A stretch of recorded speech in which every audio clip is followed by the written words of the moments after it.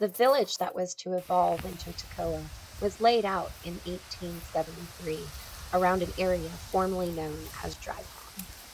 It was named for a pool there that was dry nearly year-round and owes its beginning to the railroad and a group of three far-thinking speculators. Founded in the aftermath of the Civil War, the city of Toccoa is named for the Cherokee word beautiful.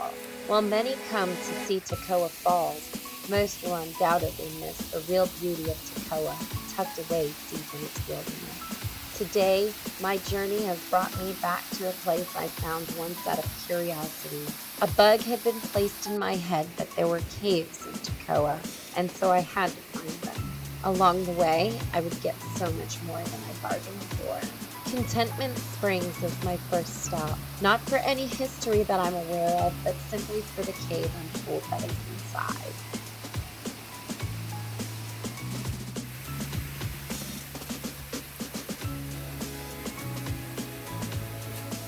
The dark, inviting hole is about the size of my body, with little more than an inch or two of space between myself and the walls of this cave.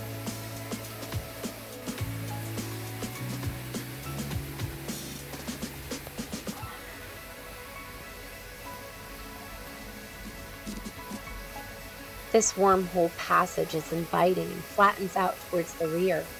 Being without my helmet and headlamp, though, I decide not to push on any further, but there it is, awaiting my next trip with proper gear.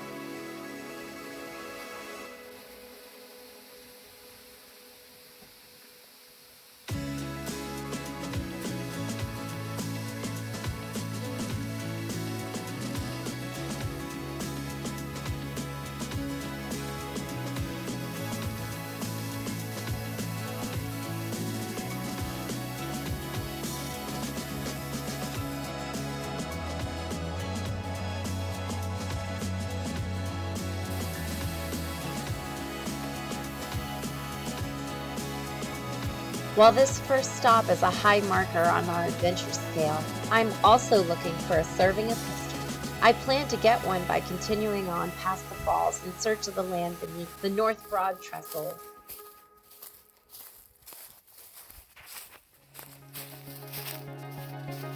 The North Broad Trestle was constructed from 1915 to 1919 and was named for the chief engineer of the project, W.H. Wells. Armed with details for reaching an adequate viewing point, I head deeper into the forest, following the water.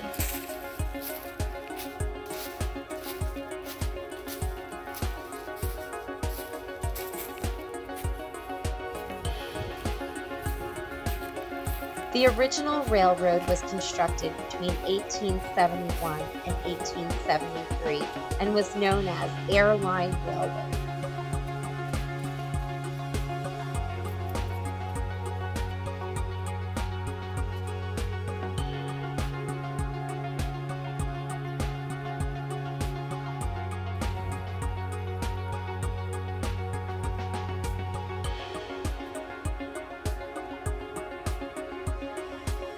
After a renovation that reconnected the original route, the North Broad Trestle now spans 1,500 feet and is 202 feet above the North Broad River.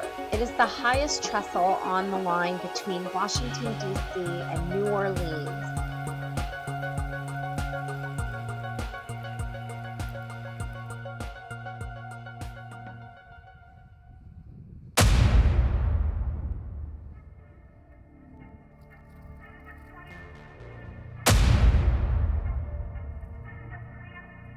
At the time of its construction, it was the first trestle using the hollow core concrete pier method. 6 water barrels were located along each side of the trestle beside the double tracks. These were placed there to hold water to be used to extinguish fires caused by hot coals falling from the steam engines onto the wood crossties.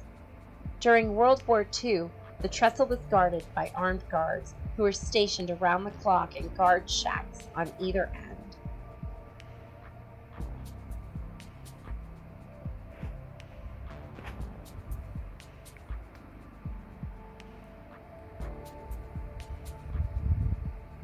This trestle can now be safely viewed from a public viewing area located off the Georgia Highway 365 in the Trestle Falls development.